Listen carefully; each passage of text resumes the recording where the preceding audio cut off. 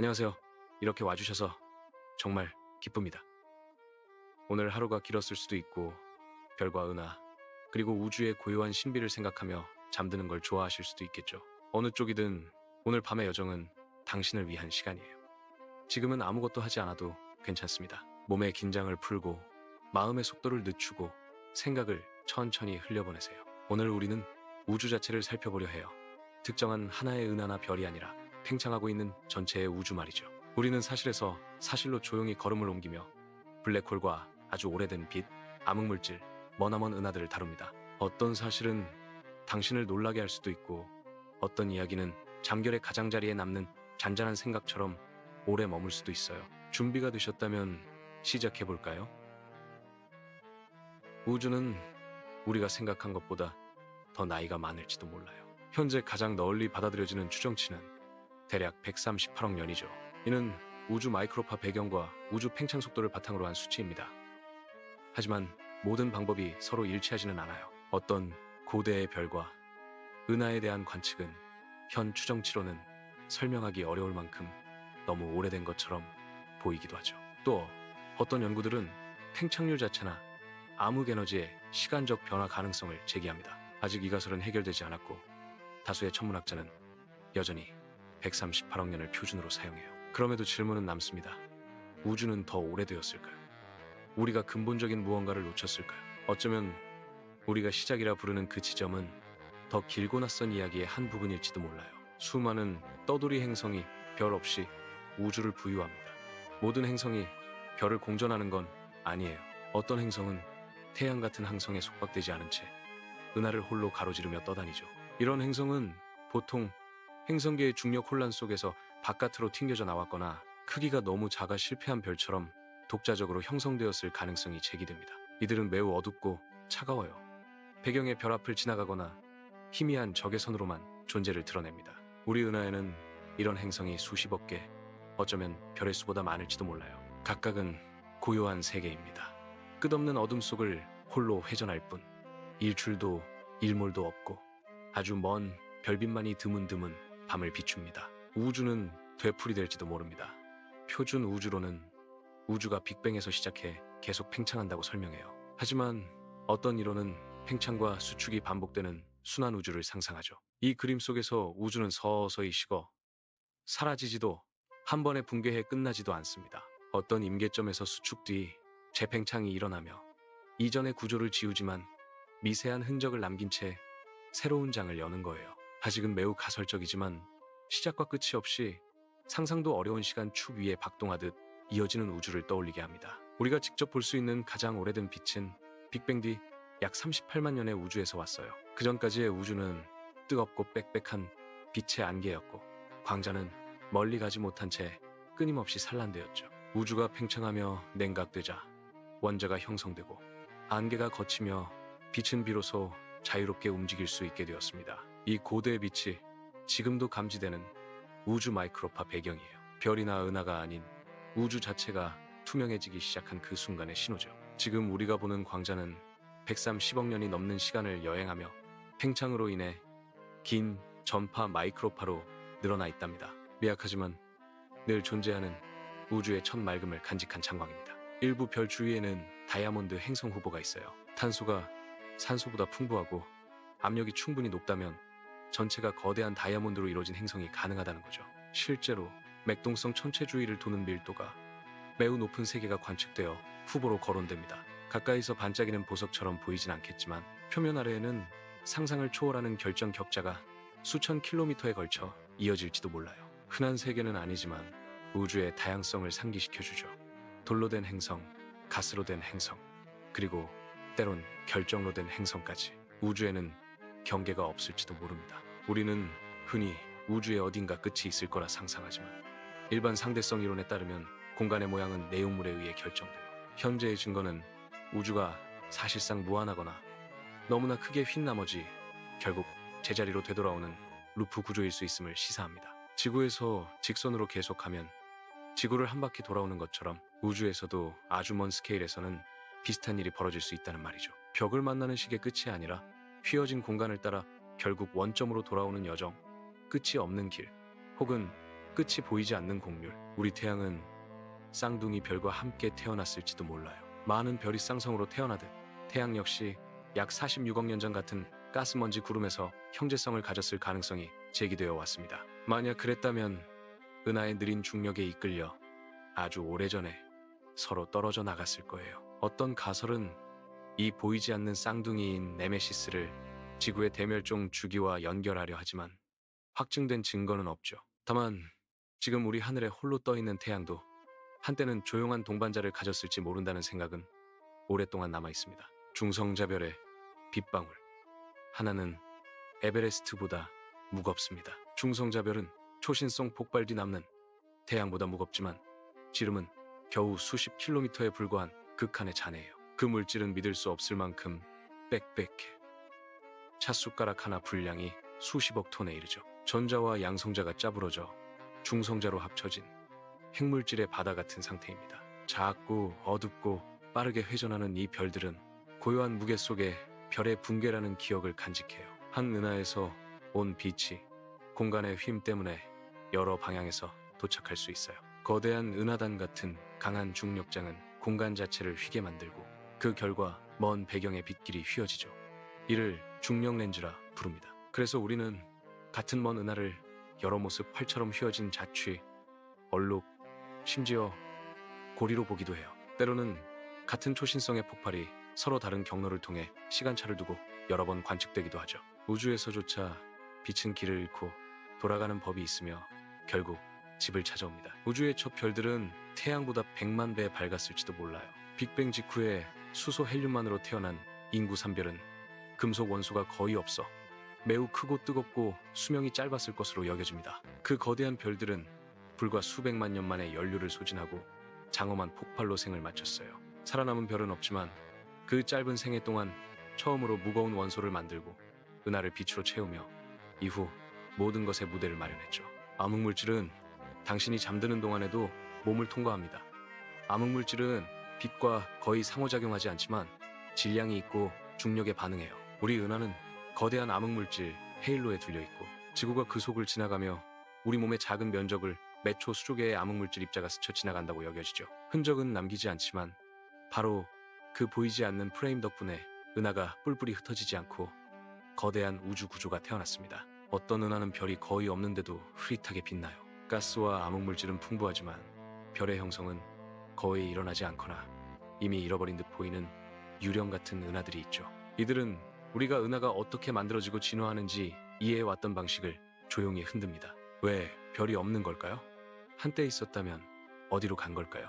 눈부신 팔 대신 거의 보이지 않는 존재감만 남긴 채 이 은하들은 우주사의 잔뼈처럼 표류해요. 우주 배경 복사에는 설명하기 어려운 차가운 얼룩이 있습니다. 빅뱅의 장광인 마이크로파 배경에는 평균보다 훨씬 더 차갑고 예상보다 큰 영역이 관측돼요.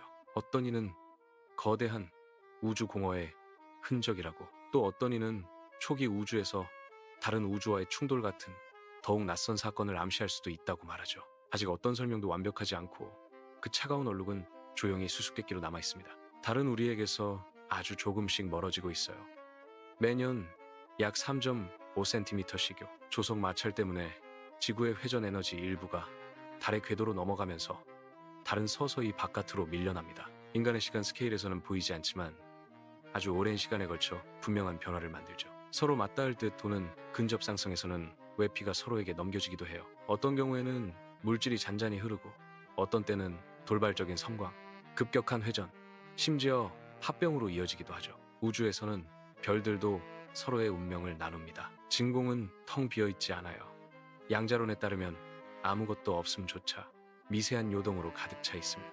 이 양자적 바닥의 에너지는 우주 팽창을 가속하는 암흑 에너지의 실마리를 제공할지도 몰라요. 그래서 가장 깊은 어둠 속에도 눈에 보이지 않는 잔잔한 웅성거림이 깔려있죠. 시간은 장소에 따라 다르게 흐를 수 있습니다.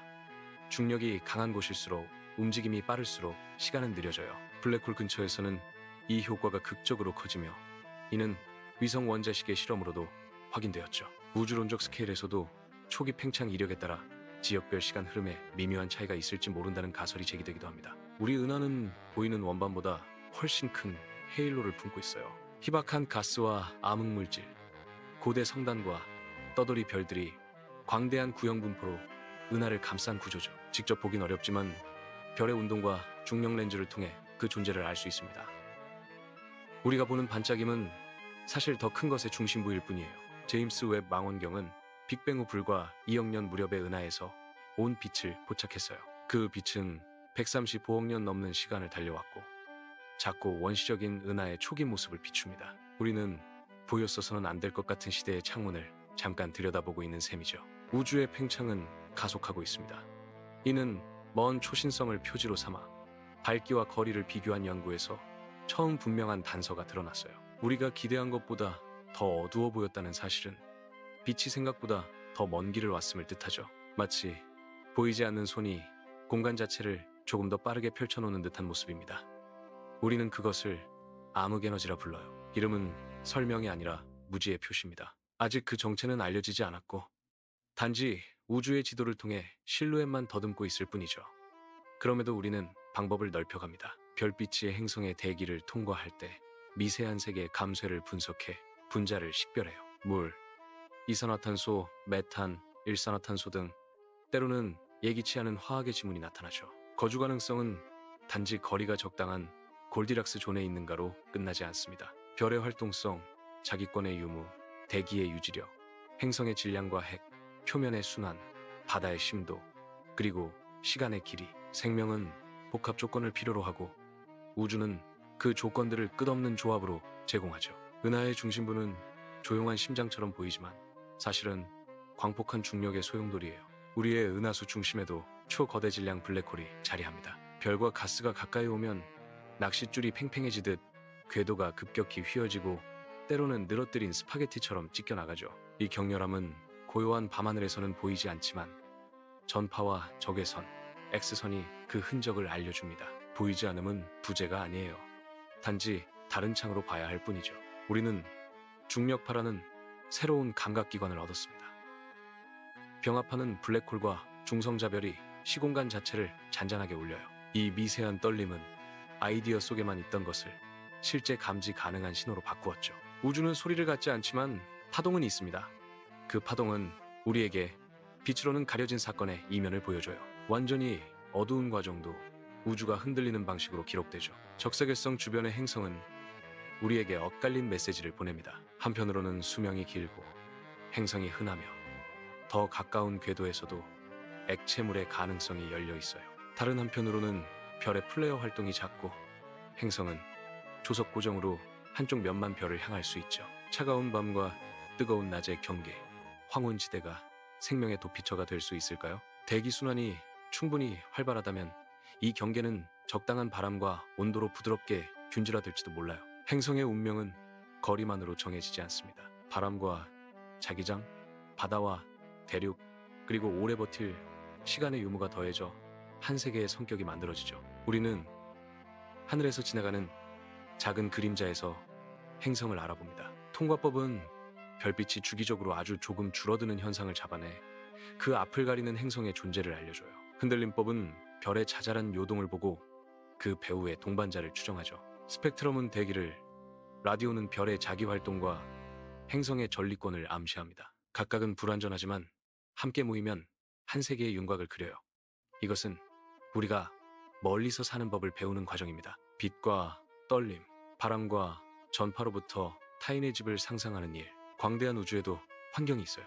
은하의 팔과 팔 사이, 바깥과 중심, 별의 밀도와 방사선, 금속 함량 등이 항목들이 모여 행성계의 성격을 결정합니다. 어떤 곳은 원소가 풍부해 바위와 금속이 잘 만들어지고 어떤 곳은 가난해 가벼운 기체가 지배하죠. 우리 태양계도 우연히 이 균형점 어딘가에 걸렸습니다. 운이 좋았던 걸까요? 필연이었을까요? 이 질문은 과학의 어휘로도 철학의 어휘로도 아직 완전히 닫히지 않았어요. 때때로 우리는 성간의 손님을 맞이합니다. 오umuamua 보리소프는 다른 별에서 온 방문객이었어요. 한쪽은 해석의 여지를 남긴 채 휙 스쳐 지나갔고 다른 한쪽은 익숙한 혜성의 얼굴을 보여줬죠. 다음 방문객을 빠르게 따라가 볼 수 있을까요? 초기 경보와 요격 탐사선, 우리의 준비가 충분하다면 우주적 우체통에 남겨진 편지를 직접 읽게 될지도 몰라요.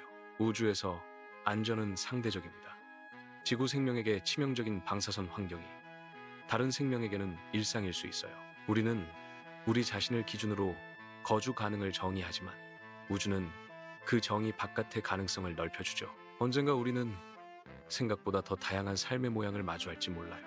그리고 그 만남이 우리 자신을 다시 정의하게 하겠죠. 잠시 눈을 감고 아주 천천히 숨을 내쉽니다. 느린 리듬을 따라 호흡이 길어지고 어깨와 턱에 힘이 풀려요. 우주는 크고 우리는 작습니다. 그러나 작은 존재도 큰 이야기의 일부예요. 당신의 오늘이 길었다면 지금은 그 이야기 속에서 한 걸음 물러나 쉬어도 좋아요. 어둠은 두렵기보다 차분한 재생의 시간이기도 하니까요. 이제 우리는 조금 더 가까운 우리 집의 이야기로 돌아옵니다. 지구는 단단한 표면과 깊은 바다, 활동하는 대기와 자기권을 가진 드문 행성이에요. 대륙은 밀려나고 부딪히며 산맥을 만들고 바다는 열을 느리게 옮기죠. 빙하기와 간빙기가 오가며 생명은 그 사이를 길게 건너왔습니다. 지구의 역사는 한 종류의 생명이 주인공이 된 적이 없었어요. 해마다, 세대마다, 장마다 주인공은 바뀌어 왔고 우리는 그 긴 무대의 말미에 잠시 서 있을 뿐이죠. 밤하늘을 올려다보면 별빛은 우리가 생각한 것보다 오래되고 가까우며 친숙합니다. 어떤 별은 우리의 과거를 비추고 어떤 별은 우리의 가능성을 비춰요. 때로는 아주 멀리 있기에 더 잘 보이는 것도 있죠. 거리를 두면 전체의 무늬가 나타납니다. 그 무늬는 반복과 변주의 패턴, 폭발과 회복의 박동으로 이루어져 있어요. 우리가 오늘 걸어온 질문들을 조용히 다시 떠올려 봅니다. 우주는 얼마나 오래되었을까요? 생명은 얼마나 흔할까요? 거주 가능성은 거리의 문제가 아니라 시간과 안정성, 바람과 물의 문제라면 우리의 기준은 어디까지 넓어질 수 있을까요? 블랙홀의 주변에서도, 초신성의 잔해 속에서도, 침묵과 같은 방사선의 바다에서도 살아있음은 길을 찾을 수 있을까요? 아마도 답은 한 번에 오지 않습니다. 답은 여러 관측의 경계에서 서로 다른 데이터가 모이는 그 접점에서 또는 침묵과 수면의 사이에서 천천히 떠올라요. 우리가 할 일은 귀를 기울이고 밤을 통과하며 다음날 다시 맑은 정신으로 이어듣는 거죠. 과학은 한 번에 이해하는 기술이 아니라 오래 듣는 기술에 가깝습니다. 이제 영상의 마지막 부분에 도착했어요. 눈꺼풀이 무겁다면 그건 아주 자연스러운 일입니다. 당신은 오늘 충분히 잘했어요. 화면을 끄셔도 되고 그대로 잠들어도 괜찮아요. 내일 다시 켜면 우리는 같은 자리에서 천천히 이어갈 수 있습니다. 우주는 서두르지 않고 우리는 그 리듬을 배워갑니다. 좋은 밤 보내세요. 별빛이 유난히 고요한 밤입니다. 이 고요 속에서 당신의 마음이 천천히 가라앉기를 바라요. 긴 이야기의 다음 장에서 다시 만나요.